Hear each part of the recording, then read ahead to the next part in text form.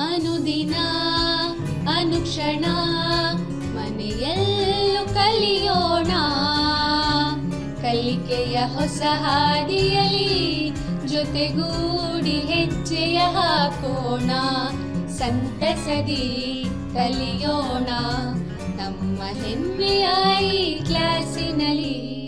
Yes sir. Yes teacher. Present ma'am. ಪ್ರೀತಿಯ ವಿದ್ಯಾರ್ಥಿಗಳೇ, 5ನೇ ತರಗತಿ ಗಣಿತ ವಿಷಯದ 5ನೇ ಅಧ್ಯಾಯ ಹಣ ಪಾಠದ 2ನೇ ಅವಧಿಗೆ ನಿಮ್ಮೆಲ್ಲರಿಗೂ ಪ್ರೀತಿಯ ಸ್ವಾಗತ.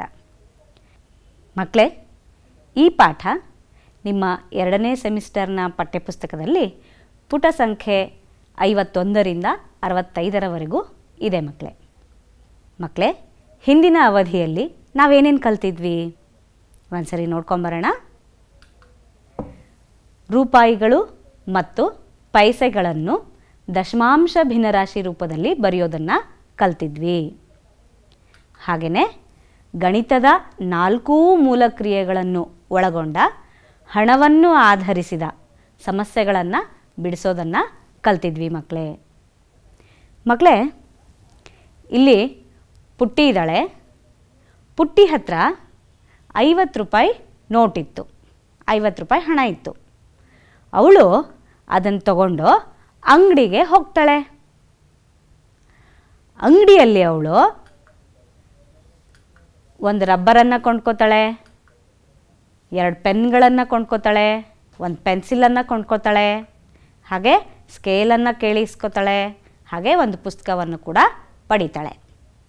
ಹಾಗಾದರೆ ಇದು ಎಲ್ಲದಕ್ಕೂ, ಈ ಎಲ್ಲ ವಸ್ತುಗಳಿಗೂ ಅವಳು 50 ರೂಪಾಯಿ ಹಣವನ್ನು ಅಂಗಡಿಯವನಿಗೆ ಕೊಡ್ತಾಳೆ. ಅಂಗಡಿಯವನು ಹೇಳ್ತಾನೆ 50 ರೂಪಾಯಿ ಹಣ ಸಾಕಾಗಲ್ಲ ಅಂತ. ಪಾಪ ಪುಟ್ಟಿ ಹತ್ರ ಬೇರೆ ಹಣ ಇಲ್ಲ. ಅವಳು ಕೇಳ್ತಾಳೆ ಯಾಕೆ ಸಾಕಾಗಲ್ಲ ಅಂತ. ಆಮೇಲೆ ಕೇಳ್ತಾಳೆ, ಎಲ್ಲ ವಸ್ತು ತೊಗೊಂಡಾದ್ಮೇಲೆ ಕೇಳ್ತಾಳೆ. ಆವಾಗ ಅವನು ಹೇಳ್ತಾನೆ, ಈ ರಬ್ಬರ್ಗೆ ಬೆಲೆ 4 ರೂಪಾಯಿ, ಒಂದೊಂದು ಪೆನ್ನಿಗೆ 5 ರೂಪಾಯಿ ಅಂದರೆ 2 ಪೆನ್ನಿಗೆ 10 ರೂಪಾಯಿ, 1 ಪೆನ್ಸಿಲ್ಗೆ 5 ರೂಪಾಯಿ, ಹಾಗೆ ಸ್ಕೇಲ್ಗೆ 5 ರೂಪಾಯಿ, ಹಾಗೆ ಪುಸ್ತಕಕ್ಕೆ 35 ರೂಪಾಯಿ. ಇದು ಎಲ್ಲದನ್ನು ಕೂಡಿಸಿದಾಗ ನಮಗೆ ಒಟ್ಟು 59 ರೂಪಾಯಿಗಳು ಆಗುತ್ತೆ. ಪುಟ್ಟಿ ಪಾಪ ಕೊಟ್ಟಿದ್ದು 50 ರೂಪಾಯಿ. ನಿಮಗೂ ಕೂಡ ಹೀಗೆ ಆಗಿರಬಹುದಲ್ವಾ? ಹಾಗಾದರೆ ಈ ತರಹ ಅಂದರೆ ನಾವು ತೊಗೊಂಡೋಗಿರೋ ಹಣಕ್ಕಿಂತಲೂ ಜಾಸ್ತಿ ಮೊತ್ತದ ವಸ್ತುಗಳನ್ನು ಖರೀದಿ ಮಾಡಿಬಿಟ್ಟಿರ್ತೀವಿ ಒಂದೊಂದು ಸರಿ. ಈ ತರಹದ್ದನ್ನು ನಾವು ನಿಲ್ಲಿಸಬೇಕು ಅಥವಾ ಮಾಡಬಾರ್ದು ಅಂದರೆ ಏನು ಮಾಡಬೇಕು ಮಕ್ಕಳೇ? ಮೊದಲನೇದಾಗಿ ಯಾವ್ಯಾವ ವಸ್ತುಗಳಿಗೆ ಎಷ್ಟೆಷ್ಟು ಬೆಲೆ ಅನ್ನೋದನ್ನು ನಾವು ತಿಳ್ಕೋಬೇಕು ಮಕ್ಕಳೇ. ನೀವು ಗಮನಿಸಿರಬಹುದು, ಅಂಗಡಿಗಳಲ್ಲಿ, ಹೋಟೆಲ್ಗಳಲ್ಲಿ ಪಟ್ಟಿಯನ್ನೇ ಹಾಕ್ಬಿಟ್ಟಿರ್ತಾರೆ. ಇಂತಹ ತಿಂಡಿಗೆ ಇಷ್ಟು ರೂಪಾಯಿ, ಇಂತಹ ಬಟ್ಟೆಗೆ ಇಷ್ಟು ರೂಪಾಯಿ ಅಂತ ಬೆಲೆ ಪಟ್ಟಿಯನ್ನೇ ಹಾಕ್ಬಿಟ್ಟಿರುತ್ತಾರೆ. ಇದನ್ನೇ ನಾವು ದರಪಟ್ಟಿ ಏನಂತ ಕರಿತೀವಿ ಮಕ್ಕಳೇ? ದರಪಟ್ಟಿ. ದರ ಅಂದರೆ ಆ ವಸ್ತುವಿನ ಬೆಲೆ. ನೀವಿಲ್ಲಿ ಗಮನಿಸ್ಬೋದು, ಪಟ್ಟಿ ಹಾಕದೇ ಇದ್ದರೂ ಪರವಾಗಿಲ್ಲ, ಅಂಗಡಿಯವರನ್ನ ಕೇಳಿ ತಿಳ್ಕೋಬೇಕು. ಒಂದು ಪುಸ್ತಕಕ್ಕೆ ಎಷ್ಟು ರೂಪಾಯಿ, ಪೆನ್ಗೆ ಎಷ್ಟು ರೂಪಾಯಿ, ಹೀಗೆ ಪೆನ್ಸಿಲ್ಲು, ರಬ್ಬರು ಎಲ್ಲದಕ್ಕೂ ಎಷ್ಟೆಷ್ಟು ಹಣ ಅಂತ ಕೇಳಿ ತಿಳ್ಕೋಬೇಕು. ಹಾಗೆ ನೋಡಿ, ಬಟ್ಟೆ ಅಂಗಡಿಗಳಲ್ಲಿ ಒಂದು ಶರ್ಟ್ಗೆ ಇಷ್ಟು ರೂಪಾಯಿ ಅಂತೇಳಿ ಫಿಕ್ಸ್ ಮಾಡಿ ಹಾಕ್ಬಿಟ್ಟಿರ್ತಾರೆ. ಅದನ್ನ ನೋಡಿ ಕೂಡ ನಾವು ತಿಳ್ಕೊಬೋದು. ಬಟ್ಟೆಗಳಲ್ಲಿ ಸೀರೆಗೆ ಎಷ್ಟು, ಫ್ರಾಕಿಗೆ ಎಷ್ಟು, ಪ್ಯಾಂಟ್ಗೆ ಎಷ್ಟು ಅಂತ ತಿಳಿಸ್ಬಿಟ್ಟಿರ್ತಾರೆ. ಇನ್ನೂ ನೀವು ಗಮನಿಸೋದಾದರೆ, ದಿನಸಿ ಅಂಗಡಿಗೆ ಹೋದರೆ ಅಲ್ಲಿ ಟೇಬಲಲ್ಲೇ ದಿನಸಿ ಇಟ್ಟು ಒಂದು ಬೋರ್ಡ್ ಥರ ಇಟ್ಬಿಟ್ಟಿರ್ತಾರೆ. ಅಕ್ಕಿಗೆ ಇಷ್ಟು ರೂಪಾಯಿ, ಗೋಧಿಗೆ ಇಷ್ಟು ರೂಪಾಯಿ, ತೊಗರಿ ಬೇಳೆಗೆ ಇಷ್ಟು ರೂಪಾಯಿ ಅಂಥೇಳಿ. ಹಾಗೆ ಹಣ್ಣು ಮತ್ತು ತರಕಾರಿ ನೀವು ನೋಡ್ತಿರ್ಬೋದು, ಅದಕ್ಕೂ ಸಹ ದರಪಟ್ಟಿಯನ್ನು ಹಾಕಿರ್ತಾರೆ. ಹಾಗಾದರೆ ಮೊದಲನೇದಾಗಿ ಏನು ಮಾಡಬೇಕು? ದರಪಟ್ಟಿಯನ್ನು ಗಮನಿಸ್ಕೋಬೇಕು ನಾವು. ದರಪಟ್ಟಿ ಅಂದರೆ ಏನು ಮಕ್ಕಳೇ? ದರಪಟ್ಟಿ ಅಂದರೆ ವಸ್ತುಗಳ ಬೆಲೆಯನ್ನು ತಿಳಿಸುವ ಪಟ್ಟಿ. ಹೌದಲ್ವ ಮಕ್ಕಳೇ? ದರ ಅಂದರೆ ಆ ವಸ್ತುವಿಗೆ ಇರ್ತಕ್ಕಂಥ ಬೆಲೆ, ಅಂದರೆ ಅದರ ಮೌಲ್ಯ ಎಷ್ಟು ರೂಪಾಯಿ ಅಂತ ತಿಳಿಸುತ್ತಲ್ವ, ಅದನ್ನು ದರ ಅಂತ ಕರಿತೀವಿ. ಆ ಪಟ್ಟಿ ಅಂದರೆ ವಿವಿಧ ವಸ್ತುಗಳ ಬೆಲೆಗಳನ್ನು ತಿಳಿಸ್ತಕ್ಕಂಥ ಪಟ್ಟಿಯನ್ನೇ ದರಪಟ್ಟಿ ಅಂತ ಹೇಳ್ತೇವೆ. ಯಾಕೆ ತಿಳ್ಕೋಬೇಕು, ಯಾಕೆ ಗಮನಿಸಬೇಕು ನಾವು? ಯಾಕೆ ಅಂದರೆ ದರಪಟ್ಟಿಯನ್ನು ಗಮನಿಸ್ಕೊಂಡು ಇರುವ ಹಣಕ್ಕೆ ತಕ್ಕಂತೆ, ನಮ್ಮ ಹತ್ರ ಎಷ್ಟು ಹಣ ಇದೆಯೋ ಅಷ್ಟಕ್ಕೆ ತಕ್ಕಂತೆ ನಮಗೆ ಯಾವ್ಯಾವ ವಸ್ತುಗಳು ಅವಶ್ಯಕವಾಗಿ ಬೇಕಾಗಿದೆಯೋ ಅಂಥ ವಸ್ತುಗಳನ್ನು ಖರೀದಿ ಮಾಡಬೇಕು ಮಕ್ಕಳೇ. ಅರ್ಥ ಆಯ್ತಲ್ವಾ ಮಕ್ಕಳೇ? ಇಲ್ಲಿ ನಮ್ಮ ಪುಟ್ಟ ಇದ್ದಾನೆ. ಪುಟ್ಟ ಮನೆಯಲ್ಲಿ ಅಂಗಡಿಗೆ ಹೋಗಿ ಕೆಲವು ದಿನಸಿ ಸಾಮಾನುಗಳನ್ನು ತಗೊಂಡು ಬಾ ಅಂತ ಹೇಳಿರ್ತಾರೆ. ಪುಟ್ಟ ಅಂಗಡಿಗೆ ಹೋಗ್ತಾನೆ. ಏನೇನು ತೊಗೊಂಬರ್ತಾನೆ? ಅಕ್ಕಿ ತೊಗೋತಾನೆ, ಬೆಲ್ಲ ಕೇಳಿ ತೊಗೋತಾನೆ, ಬೇಳೆ ಕೇಳಿ ತೊಗೋತಾನೆ, ಹಾಗೆ ಎಣ್ಣೆ ಕೇಳಿ ತೊಗೋತಾನೆ ಅಂಗಡಿಯವನ ಹತ್ರ. ಇದಿಷ್ಟಕ್ಕೂ ಎಷ್ಟು ಎಲ್ಲ ಬೆಲೆ ಆಯ್ತಲ್ಲ ಅಷ್ಟೂ ಬೆಲೆಯನ್ನು ಅಂಗಡಿಯವನಿಗೆ ಕೊಟ್ಟು ವಸ್ತುಗಳನ್ನು, ದಿನಸಿ ವಸ್ತುಗಳನ್ನು ತೊಗೊಂಡು ಬರ್ತಾನೆ ಮನೆಗೆ.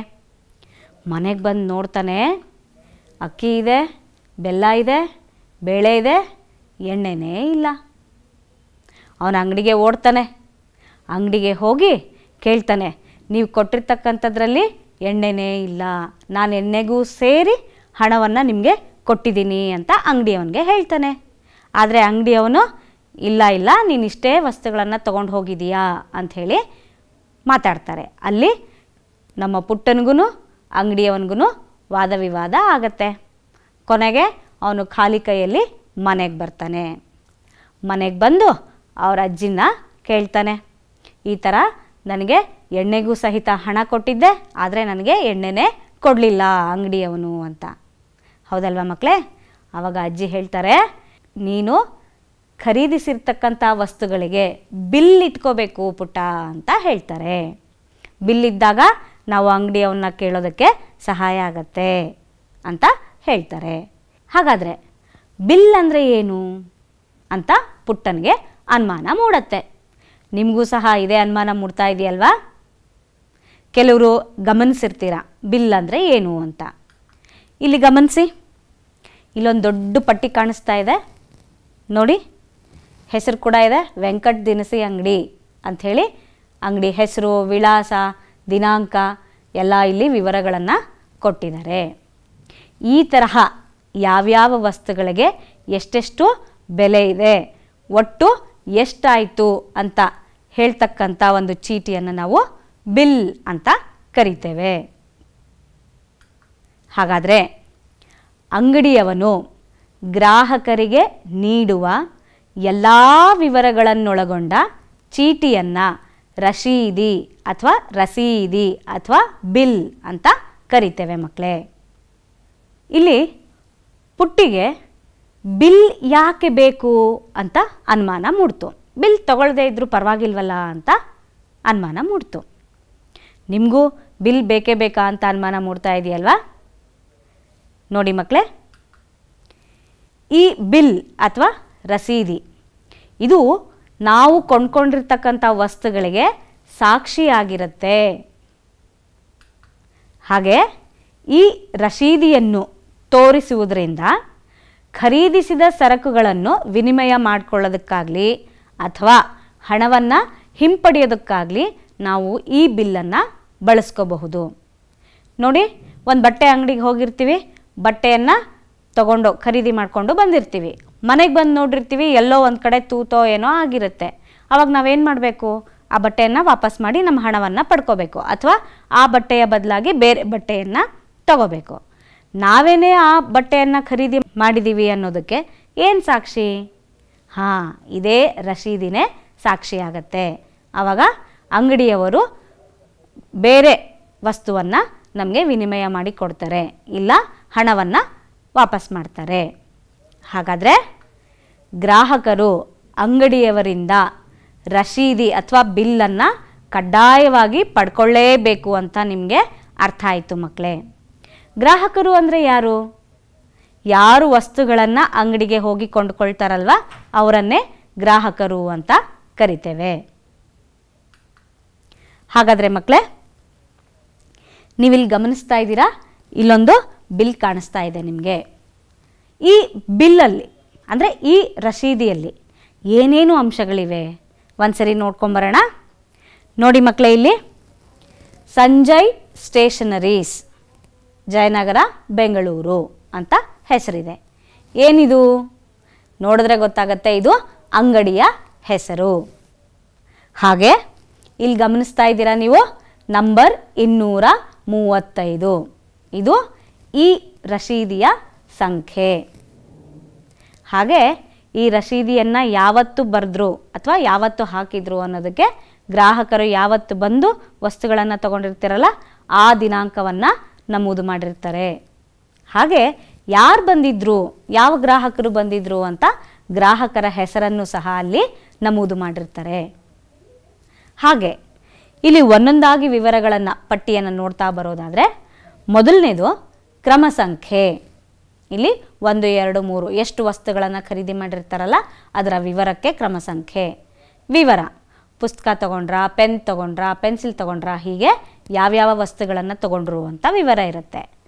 ಪರಿಮಾಣ, ಪರಿಮಾಣ ಅಂದರೆ ಯಾವ್ಯಾವ ವಸ್ತುಗಳನ್ನು ಎಷ್ಟೆಷ್ಟು ತಗೊಂಡ್ರು, ಅಂದರೆ ಪುಸ್ತಕವನ್ನು 5 ತಗೊಂಡ್ರು, ಪೆನ್ನನ್ನು 5 ತಗೊಂಡ್ರು, ಪೆನ್ಸಿಲನ್ನು 6 ತಗೊಂಡ್ರು, ಹೀಗೆ ಯಾವ್ಯಾವ ವಸ್ತುಗಳನ್ನು ಎಷ್ಟೆಷ್ಟು ತಗೊಂಡ್ರು ಅನ್ನೋದಕ್ಕೆ ನಾವು ಇಲ್ಲಿ ಪರಿಮಾಣ ಈ ಒಂದು ಜಾಗದಲ್ಲಿ ಬರ್ಕೋತೀವಿ. ಹಾಗೆ ಇಲ್ಲಿ ಬೆಲೆ ರೂಪಾಯಿಗಳಲ್ಲಿ ಯಾವುದ್ರ ಬೆಲೆ ಇದು? ಒಂದು ಪುಸ್ತಕದ ಬೆಲೆ 12 ರೂಪಾಯಿ. ಅಂದರೆ ಪ್ರತಿ ವಸ್ತುವಿಗೆ ಎಷ್ಟು ಬೆಲೆ ಅಂತ ಇಲ್ಲಿ ನಿಗದಿಯಾಗಿರೋದು ಇಲ್ಲಿ ಕಾಣಿಸುತ್ತೆ ಮಕ್ಕಳೇ. ಹಾಗೆ ಒಟ್ಟು ಮೊತ್ತ ನೋಡಿ ಮಕ್ಕಳೇ, ಒಂದು ಪುಸ್ತಕಕ್ಕೆ 12 ರೂಪಾಯಿ ಆದರೆ 5 ಪುಸ್ತಕಕ್ಕೆ ಎಷ್ಟು? ಆ ಬೆಲೆಯನ್ನು ನಾವಿಲ್ಲಿ ಒಟ್ಟು ಇದರಲ್ಲಿ ಬರಿತೇವೆ. ಹಾಗೆ ಪ್ರತಿಯೊಂದು ವಸ್ತುಗಳನ್ನು ನಾವು ಖರೀದಿ ಮಾಡಿದಾಗ ಅವುಗಳ ಒಟ್ಟು ಎಷ್ಟು ಅನ್ನೋದನ್ನು ಪ್ರತಿಯಲ್ಲೂ ಬರಿತಾ ಹೋಗ್ತೇವೆ. ಹಾಗೆ ಕೊನೆಯದಾಗಿ ಎಲ್ಲ ವಸ್ತುಗಳು ಆದಮೇಲೆ ಈ ಪ್ರತಿಯೊಂದು ಸರಕುವಿನ ಒಟ್ಟು ಮೊತ್ತವನ್ನು ಇಲ್ಲಿ ಕೆಳಗಡೆ ಹಾಕ್ತೇವೆ. ಕೂಡಿಸ್ಬಿಟ್ಟು ಈ ಎಲ್ಲ ಬೆಲೆಗಳನ್ನು ಕೂಡಿಸ್ಬಿಟ್ಟು ಬರಿತೇವೆ. ಮಕ್ಕಳೇ ಇನ್ನೊಂದು ಗಮನಿಸಬೇಕು, ಇಲ್ಲಿ ಏನು ನಾವು ಬೆಲೆಯನ್ನು ಬರೆದಿರ್ತೇವೆ ಅಂದರೆ ಒಟ್ಟು ಮೊತ್ತ ಹಣವನ್ನು ಬರೆದಿರ್ತೇವಲ್ಲ, ಇದನ್ನು ನಾವು ಪದಗಳಲ್ಲಿ ಬರ್ಕೋಬೇಕು ಮಕ್ಕಳೇ. ನೋಡಿ, ರೂಪಾಯಿ 103 ಮಾತ್ರ ಅಂತ ಪದಗಳಲ್ಲಿ ಬರ್ಕೋಬೇಕು ಮಕ್ಕಳೇ. ಯಾಕೆ ಬರ್ಕೋಬೇಕು ಪದಗಳಲ್ಲಿ ಮಕ್ಕಳೇ? ಕೆಲವು ಸರಿ ಕೈಯಿಂದ ನಾವು ಹಣವನ್ನು ಬರಿಬೇಕಾದ್ರೆ ಸಂಖ್ಯೆ 103 ಇರೋದು ಬದಲಾಗಿ 108 ಆಗಬಹುದು, ಅಥವಾ ಬರೆಯೋದು ಆ ರೀತಿ ಕಾಣಿಸ್ಬಹುದು. 103 ಇರೋದು 703 ತರಹ ಕಾಣಿಸ್ಬಹುದು. ಆದರೆ ಪದಗಳಲ್ಲಿ ಬರೆದಾಗ ಎಷ್ಟು ಬೆಲೆ ಅಂತ ನಿರ್ದಿಷ್ಟವಾಗಿ ನಾವು ಗುರುತಿಡಿಯೋದಕ್ಕೆ ಸಾಧ್ಯ ಆಗತ್ತೆ ಮಕ್ಕಳೇ. ಇದೆಲ್ಲದಕ್ಕೂ ಮುಖ್ಯವಾಗಿ ಈ ಅಂಗಡಿಯ ಮಾಲೀಕನ ಸಹಿ ಇರಬೇಕು. ನೋಡಿ ಇಲ್ಲಿ ಗಮನಿಸ್ತಾ ಇದ್ದೀರಾ ನೀವು, ಸಹಿ ಯಾರ್ದು ಸಹಿ ಇದು? ಅಂಗಡಿಯಲ್ಲಿ ಯಾರು ನಿಮಗೆ ವ್ಯಾಪಾರ ಮಾಡಿ ಸರಕುಗಳನ್ನು ಕೊಟ್ಟು ಹಣವನ್ನು ಪಡಿತಾರಲ್ವ ಅವರ ಸಹಿಯನ್ನು ಇಲ್ಲಿ ಹಾಕಿರ್ತಾರೆ ಮಕ್ಕಳೇ. ಹಾಗಾದರೆ ಈ ರಶೀದಿಯಲ್ಲಿ ಏನೇನು ಅಂಶಗಳು ಒಳಗೊಂಡಿವೆ ಅಂತಕ್ಕಂಥದ್ದನ್ನು ನಾವಿವಾಗ ಒಂದೊಂದಾಗಿ ನೋಡ್ತಾ ಹೋಗೋಣವಾ? ಹಾಗಾದರೆ ರಶೀದಿಯಲ್ಲಿ ನಮೂದಾಗಿರುವ ಅಂಶಗಳು ಯಾವ್ಯಾವುದು ಎಲ್ಲಿ ಹೇಳಿ? ಅಂಗಡಿಯ ಹೆಸರು ಮತ್ತು ವಿಳಾಸ, ಕೊಳ್ಳುವ ದಿನಾಂಕ, ಗ್ರಾಹಕರು ಯಾವ ದಿನ ಹೋಗಿ ವಸ್ತುಗಳನ್ನು ಕೊಂಡ್ಕೋತಾರೋ ಆ ದಿನಾಂಕ, ಗ್ರಾಹಕರ ಹೆಸರು, ಕೊಂಡ ಸರಕುಗಳ ಹೆಸರುಗಳು ಮತ್ತು ಅವುಗಳ ಪರಿಮಾಣ, ಅಂದರೆ ಅವುಗಳು ಎಷ್ಟೆಷ್ಟು, ಪೆನ್ ಆದರೆ ಎಷ್ಟು, ಪೆನ್ಸಿಲ್ ಆದರೆ ಎಷ್ಟು ತಗೊಂಡ್ರು, ಈ ರೀತಿ. ಹಾಗೆ ಪ್ರತಿ ಸರಕಿನ ಬೆಲೆ, ಒಂದು ವಸ್ತುವಿಗೆ ಎಷ್ಟು ಹಣ ಅಂತ ಬೆಲೆ ನಿಗದಿಯಾಗಿರುತ್ತೆ. ಹಾಗೆ ಗ್ರಾಹಕರು ನೀಡಬೇಕಾದ ಒಟ್ಟು ಹಣದ ಮೊತ್ತ. ಹಾಗೆಯೇ ಕೊನೆಯದಾಗಿ ಅಂಗಡಿಯವರ ಸಹಿ. ಮಕ್ಕಳೇ, ಯಾವುದೇ ರಶೀದಿಯು ಈ ಎಲ್ಲ ಅಂಶಗಳನ್ನು ಒಳಗೊಂಡಿರುತ್ತೆ ಮಕ್ಕಳೇ. ಹಾಗೆಯೇ ಇನ್ನೂ ಗಮನಿಸಬೇಕು ನೀವು, ಟಿನ್ ಸಂಖ್ಯೆ ಅಥವಾ GST ಸಂಖ್ಯೆ ಅಂತ ಸಹ ಬಿಲ್ನಲ್ಲಿ ನಮೂದಾಗಿರುತ್ತೆ. ಅದು ಆ ಅಂಗಡಿಗೆ ಸಂಬಂಧಪಟ್ಟಂಥ ಒಂದು ರಿಜಿಸ್ಟರ್ ಆಗಿರ್ತಕ್ಕಂಥ ಸಂಖ್ಯೆ ಆಗಿರುತ್ತೆ ಮಕ್ಕಳೇ. ನೀವು ಇಲ್ಲೊಂದು ಬಿಲ್ಲನ್ನು ನೋಡ್ತಾ ಇದ್ದೀರಾ. ಈ ಬಿಲ್ಲನ್ನು ಸೂಕ್ಷ್ಮವಾಗಿ ಗಮನಿಸ್ಬಿಟ್ಟು ತಪ್ಪಿದ್ರೆ ಸರಿಪಡಿಸಿ ಅಂತ ಕೊಟ್ಟಿದ್ದಾರೆ ಮಕ್ಕಳೇ. ಇಲ್ಲಿ ಮಕ್ಕಳೇ ನೋಡೋಣವಾ ಏನೇನು ಕೊಟ್ಟಿದ್ದಾರೆ ಅಂತ. ನೋಡಿ ಮಕ್ಕಳೇ, ರಾಮು ಗಾರ್ಮೆಂಟ್ಸ್, KB ರಸ್ತೆ, ಹುಬ್ಬಳ್ಳಿ ಅಂದರೆ ಅಂಗಡಿಯ ಹೆಸರು, ವಿಳಾಸ ಕೊಟ್ಟಿದ್ದಾರೆ. ರಶೀದಿ ಸಂಖ್ಯೆ ಕೊಟ್ಟಿದ್ದಾರೆ. ಗ್ರಾಹಕರ ಹೆಸರು ರವಿ ಅಂತ ಕೊಟ್ಟಿದ್ದಾರೆ. ಯಾವತ್ತಿನ ದಿನ ಬಂದು ಅವರು ಸರಕುಗಳನ್ನು ಕೊಂಡ್ಕೊಂಡ್ರೋ ಆ ದಿನ ಕೊಟ್ಟಿದ್ದಾರೆ, ದಿನಾಂಕ ನಮೂದಾಗಿದೆ. ಇಲ್ಲಿ ವಿವರಗಳನ್ನು ನೋಡ್ತಾ ಬರೋಣ. ಬನಿಯನ್ಗಳು ತೊಗೊಂಡಿದ್ದಾರೆ 10, ಸಾಕ್ಸ್ಗಳು 8 ಜೊತೆ ತೊಗೊಂಡಿದ್ದಾರೆ, ಸ್ವೆಟರ್ಗಳು 4 ತೊಗೊಂಡಿದ್ದಾರೆ. ಪ್ರತಿಯೊಂದಕ್ಕೂ ಬೆಲೆ ಇಲ್ಲಿ ನಿಗದಿಯಾಗಿದೆ. ಒಂದು ಬನಿಯನ್ಗೆ 54 ರೂಪಾಯಿ, ಒಂದು ಜೊತೆ ಸಾಕ್ಸ್ಗೆ 12 ರೂಪಾಯಿಗಳು ಮತ್ತು ಒಂದು ಸ್ವೆಟರ್ಗೆ 300 ರೂಪಾಯಿಗಳು. ಎಷ್ಟೆಷ್ಟು ಬೆಲೆ ಆಯಿತು ಅಂದರೆ 10 ಬನಿಯನ್ಗೆ ಎಷ್ಟಾಯಿತು, 8 ಜೊತೆ ಸಾಕ್ಸ್ಗೆ ಎಷ್ಟು ಹಣ ಆಯಿತು, ಹಾಗೆ 4 ಸ್ವೆಟರ್ಗೆ ಎಷ್ಟು ಹಣ ಆಯಿತು ಅಂತ ಇಲ್ಲಿ ಕೊಟ್ಟಿದ್ದಾರೆ. ಇವುಗಳ ಮೊತ್ತವನ್ನು ಸಹ ಇಲ್ಲಿ ಕೊಟ್ಟಿದ್ದಾರೆ. ಹಾಗೆಯೇ ಇದನ್ನು ಪದಗಳಲ್ಲಿಯೂ ಸಹ ಕೊಟ್ಟಿದ್ದಾರೆ, 2190 ಮಾತ್ರ ಅಂತ. ಹಾಗೆ ಇಲ್ಲಿ ಸಹಿ ಅಂದರೆ ಈ ಬಿಲ್ನ ತಯಾರಿಸಿರ್ತಕ್ಕಂಥವರ ಸಹಿಯನ್ನು ಸಹ ಇಲ್ಲಿ ನಮೂದಾಗಿದೆ. ಮಕ್ಕಳೇ, ಇದರಲ್ಲಿ ತಪ್ಪನ್ನು ಹೇಗೆ ಕಂಡುಹಿಡಿಯೋದು? ಎಲ್ಲ ಅಂಶಗಳು ಕಾಣಿಸ್ತಾ ಇದೆಯಲ್ಲ, ಸರಿಯಾಗಿ ಕಾಣಿಸ್ತಾ ಇದೆಯಲ್ಲ? ಹಾಂ ಮಕ್ಕಳೇ, ಇಲ್ಲಿ ನಾವು ಸರಿಯಾಗಿದೆಯಾ ಬಿಲ್ಲು ಅಂತ ಗುರ್ತಿಡಿಬೇಕು ಅಂದರೆ ಈ ಎಲ್ಲ ವಸ್ತುಗಳಿಗೆ ಎಷ್ಟೆಷ್ಟು ಬೆಲೆ ಆಗುತ್ತೆ ಅನ್ನೋದನ್ನು ಪರಿಶೀಲನೆ ಮಾಡಬೇಕು ಮಕ್ಕಳೇ. ಹಾಗಾದರೆ ಇಲ್ಲಿ ಈ ಎಲ್ಲ ವಸ್ತುಗಳ ಬೆಲೆ ಎಷ್ಟೆಷ್ಟು ಅಂತ ನಾವು ತಾಳೆ ನೋಡೋಣ ಈಗ. ಹಾಗಾದರೆ ಮಕ್ಕಳೇ ಗಮನಿಸಿ, ಇಲ್ಲಿ ಒಂದು ಬನಿಯನ್ನ ಬೆಲೆ 54 ರೂಪಾಯಿಗಳಾದರೆ 10 ಬನಿಯನ್ಗಳ ಬೆಲೆ ಎಷ್ಟು? 54 ರೂಪಾಯಿ ಇಂಟು 10 ಅಂದರೆ ಅದು 540 ರೂಪಾಯಿಗಳು ಆಗಬೇಕಾಗಿತ್ತು ಅಲ್ವಾ ಮಕ್ಕಳೇ? ಹಾಗೆ ಒಂದು ಜೊತೆ ಸಾಕ್ಸ್ನ ಬೆಲೆ 12 ರೂಪಾಯಿ ಆದರೆ 8 ಜೊತೆ ಸಾಕ್ಸ್ಗಳ ಬೆಲೆ ಎಷ್ಟು? 12 × 96 ಅಂದರೆ 96 ರೂಪಾಯಿಗಳು ಆಗತ್ತೆ. ಒಂದು ಸ್ವೆಟರ್ನ ಬೆಲೆ 300 ರೂಪಾಯಿ ಆದರೆ 4 ಸ್ವೆಟರ್ಗಳ ಬೆಲೆ 300 ರೂಪಾಯಿ ಇಂಟು 4 ಅಂದರೆ 1200 ರೂಪಾಯಿಗಳು. ಈ ಎಲ್ಲ ಬೆಲೆಗಳನ್ನು ನಾವು ಸೇರಿಸಿದ್ರೆ ಅಂದರೆ ಕೂಡಿಸಿದ್ರೆ ನಮಗೆ ಸಿಗ್ತಕ್ಕಂಥ ಮೊತ್ತ ಎಷ್ಟು? 1836 ರೂಪಾಯಿಗಳು. ಹಾಗಾದರೆ ಮಕ್ಕಳೇ ಬಿಲ್ಲಲ್ಲಿ ಎಲ್ಲೆಲ್ಲಿ ತಪ್ಪಿದೆ ಅಂತ ಗುರ್ತಿಡಿದ್ರಲ್ವಾ? ನೋಡೋಣವಾ. 10 ಬನಿಯನ್ಗಳ ಬೆಲೆ 594 ಇತ್ತು, ಆದರೆ ಅದು ತಪ್ಪು, 540 ರೂಪಾಯಿ ಆಗಬೇಕಾಗಿತ್ತು. ಹಾಗೆ 8 ಜೊತೆ ಸಾಕ್ಸ್ಗಳ ಬೆಲೆ ಸರಿಯಾಗಿ ನಮೂದಾಗಿದೆ. 4 ಸ್ವೆಟರ್ಗಳ ಬೆಲೆ 1500 ಇದೆ, ಅದು ತಪ್ಪು. ಹಾಗಾದರೆ ಇಲ್ಲಿ 2 ಅಂಶಗಳು ತಪ್ಪಿದರೆ ಮೊತ್ತ ಕೂಡ ತಪ್ಪಿದ್ದೇ ಇರುತ್ತೆ. ಅದನ್ನು ನಾವು ಪದಗಳಲ್ಲಿ ಬರೆದಾಗಲೂ ಸಹ ಅದು ತಪ್ಪು ಕಾಣುತ್ತೆ. ಹಾಗಾದರೆ ಇವನ್ನೆಲ್ಲ ಈಗ ಸರಿಪಡಿಸ್ಕೊಳ್ಳೋಣ. ಸರಿಪಡಿಸ್ಕೊಂಡಾಗ ಕರೆಕ್ಟಾಗಿರ್ತಕ್ಕಂಥ ರಶೀದಿ ನೋಡ್ತಾ ಬನ್ನಿ. ಇಲ್ಲಿ ನೋಡಿ, 10 ಬನಿಯನ್ಗಳ ಬೆಲೆ 540 ರೂಪಾಯಿ, 4 ಸ್ವೆಟರ್ಗಳ ಬೆಲೆ 1200 ರೂಪಾಯಿ, ಇವನ್ನೆಲ್ಲ ಕೂಡಿಸಿದಾಗ 1836 ರೂಪಾಯಿಗಳು. ಇದನ್ನು ನಾವು ಪದಗಳಲ್ಲಿ ಬರೆದಾಗ 1836 ರೂಪಾಯಿಗಳು ಅಂತ ಹೇಳಬಹುದು ಮಕ್ಕಳೇ. ಹಾಗಾದರೆ ಬಿಲ್ಲನ್ನು ಗಮನಿಸೋದು ಗೊತ್ತಾಯ್ತಲ್ವಾ ಮಕ್ಕಳೇ? ಎಷ್ಟು ವಸ್ತುಗಳನ್ನು ಖರೀದಿ ಮಾಡಿದ್ದೀವಲ್ಲ ಅಷ್ಟು ವಸ್ತುಗಳು ಬಂದಿದೆಯಾ ಅಂತ ಗಮನಿಸಬೇಕು. ಬಿಲ್ಲಲ್ಲಿ ಅಷ್ಟೇ ವಸ್ತುಗಳನ್ನು ಸೂಚಿಸಿದಾರ ಅಂತ ಗಮನಿಸಬೇಕು. ಒಂದು ವಸ್ತುವಿಗೆ ಇಷ್ಟು ಬೆಲೆ ಆದರೆ ಇಂಥ 4 ವಸ್ತುಗಳಿಗೆ ಅಥವಾ ಕೊಂಡ್ಕೊಂಡಂಥ ವಸ್ತುಗಳಿಗೆ ಎಷ್ಟು ಹಣ ಆಗತ್ತೆ ಅನ್ನೋದನ್ನು ಸಹ ನೀವು ಗಮನಿಸಬೇಕು. ಅವುಗಳ ಮೊತ್ತವನ್ನೆಲ್ಲ ಸರಿಯಾಗಿ ಮಾಡಬೇಕು ಮಕ್ಕಳೇ. ಗೊತ್ತಾಯ್ತಲ್ವಾ ಬಿಲ್ಲನ್ನು ಹೇಗೆ ಗಮನಿಸಬೇಕು ಅಂತ? ಮಕ್ಕಳೇ, ಇಲ್ಲಿ ಒಂದು ಪ್ರಶ್ನೆಯನ್ನು ನೋಡ್ತಾ ಇದ್ದೀರಾ ನೀವು. ರೇವತಿಯು ಮೇಘಾ ಸ್ಟೇಷನರೀಸ್ ಇಂದ ಶಾಲಾ ವಾರ್ಷಿಕೋತ್ಸವದ ಪ್ರಯುಕ್ತ ಈ ಕೆಳಗೆ ಸೂಚಿಸಿರ್ತಕ್ಕಂಥ ವಸ್ತುಗಳನ್ನು ಕೊಂಡ್ಕೊತಾಳೆ. ಹಾಗಾದರೆ ಈ ವಿವರಗಳಿಗೆ ರಶೀದಿಯನ್ನು ರಚಿಸಿರಿ ಅಂತ ಇದೆ. ಏನೇನು ಕೊಂಡ್ಕೊಂಡಿದ್ದಾಳೆ? ಒಂದಕ್ಕೆ 9 ರೂಪಾಯಿಯಂತೆ 25 ಬಣ್ಣದ ಕಾಗದದ ಹಾಳೆಗಳು. ಹಾಗೆ ಒಂದಕ್ಕೆ 19 ರೂಪಾಯಿಯಂತೆ 18 ಚಿನ್ನದ ಬಣ್ಣದ ಕಾಗದದ ಹಾಳೆಗಳು. ಹಾಗೆ ಒಂದಕ್ಕೆ 30 ರೂಪಾಯಿಯಂತೆ 2 ಅಂಟಿನ ಟ್ಯೂಬ್ಗಳು. ಇಷ್ಟನ್ನು ರೇವತಿ ಖರೀದಿ ಮಾಡ್ತಾಳೆ. ಹಾಗಾದರೆ ಇದಕ್ಕೆ ನಾವೇನು ಮಾಡಬೇಕು? ಬಿಲ್ಲನ್ನು ರಚನೆ ಮಾಡಬೇಕು. ಈಗ ನಾವು ಅಂಗಡಿಯವರು ಅಂತ ನೀವು ಭಾವಿಸ್ಕೊಳ್ಳಿ. ಎಲ್ಲಿ ಬಿಲ್ಲನ್ನು ನನ್ನೊಂದಿಗೆ ರಚನೆ ಮಾಡಿ ಮಕ್ಕಳೇ.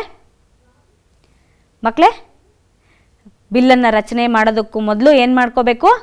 ಈ ಎಲ್ಲ ವಿವರಗಳಿಗೆ ಎಷ್ಟು ಹಣ ಆಗತ್ತೆ ಅಂತ ಲೆಕ್ಕಾಚಾರ ಹಾಕಬೇಕು. ಲೆಕ್ಕಾಚಾರ ಮಾಡೋಣ ಈಗ. ಒಂದು ಬಣ್ಣದ ಕಾಗದದ ಬೆಲೆ 9 ರೂಪಾಯಿ. ಹಾಗಾದರೆ 25 ಬಣ್ಣದ ಕಾಗದಗಳ ಬೆಲೆ ಎಷ್ಟು?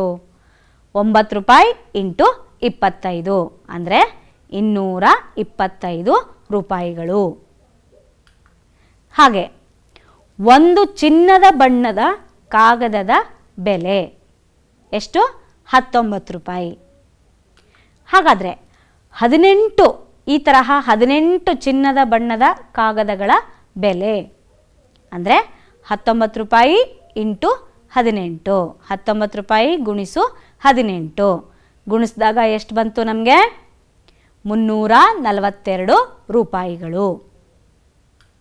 ಮಕ್ಕಳೇ, ಒಂದು ಅಂಟಿನ ಟ್ಯೂಬ್ನ ಬೆಲೆ 30 ರೂಪಾಯಿ. ಹಾಗಾದರೆ ಆ ತರಹ 2 ಅಂಟಿನ ಟ್ಯೂಬ್ಗಳ ಬೆಲೆ 60 ರೂಪಾಯಿ. 32 60. ಹಾಗಾದರೆ ಇವುಗಳನ್ನೆಲ್ಲ ನಾವು ಸೇರಿಸಿದ್ರೆ ಮೊತ್ತ ಎಷ್ಟು ಬರುತ್ತೆ?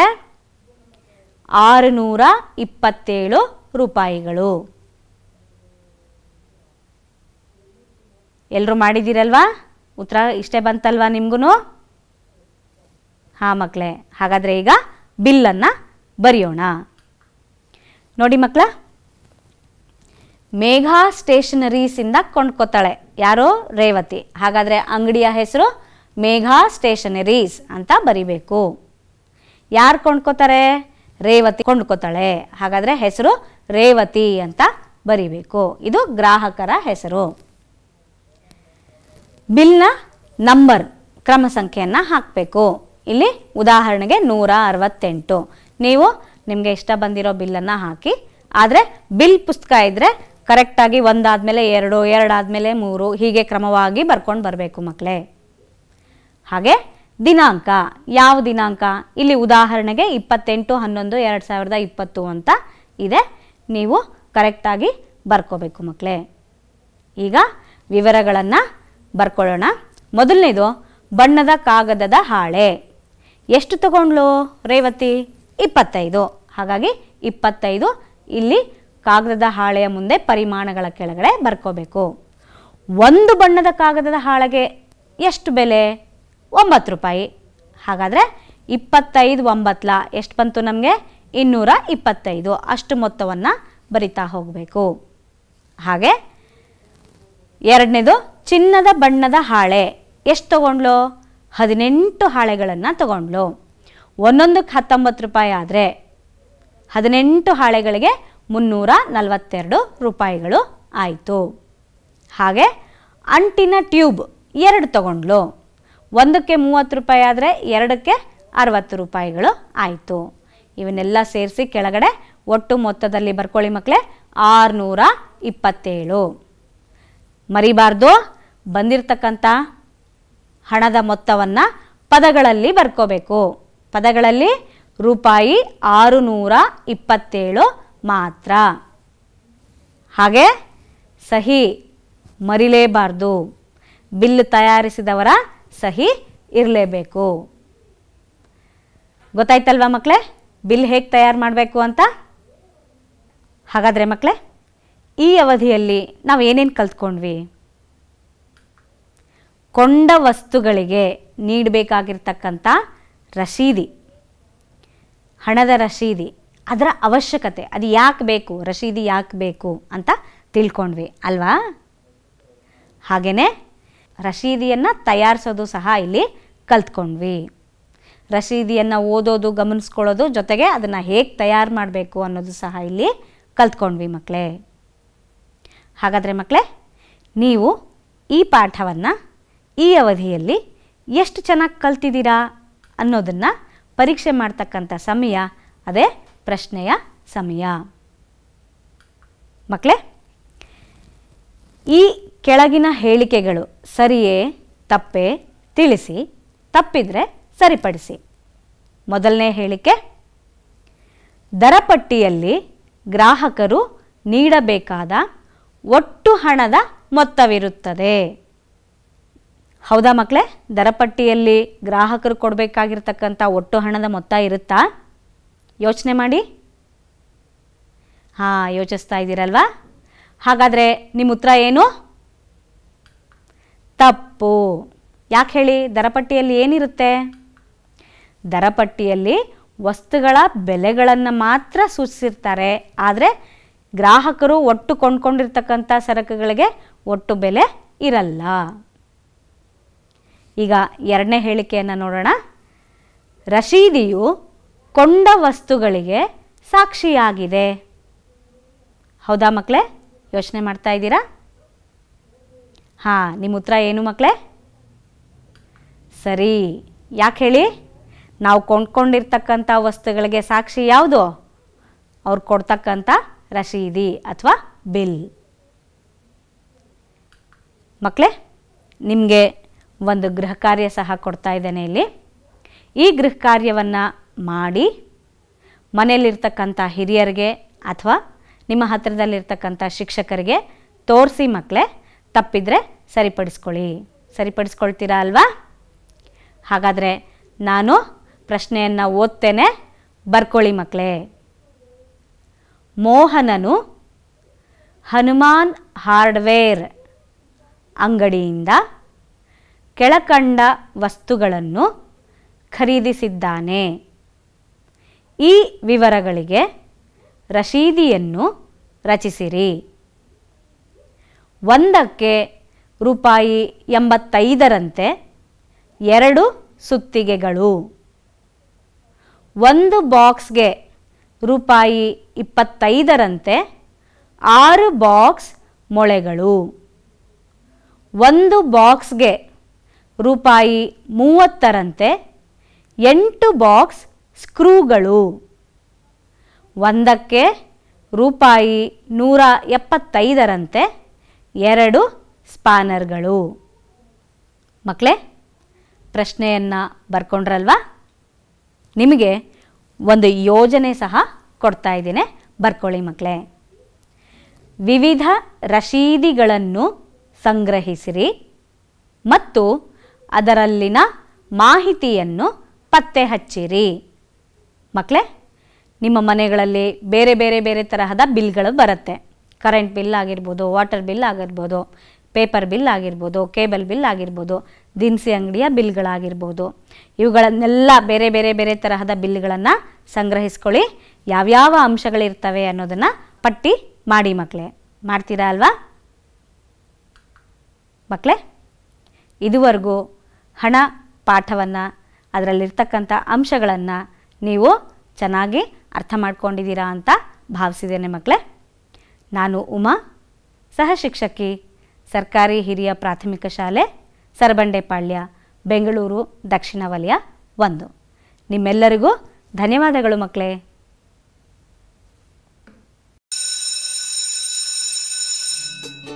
ಅನುದಿನ ಅನುಕ್ಷಣ ಮನೆಯಲ್ಲೂ ಕಲಿಯೋಣ, ಕಲಿಕೆಯ ಹೊಸ ಹಾದಿಯಲ್ಲಿ ಜೊತೆಗೂ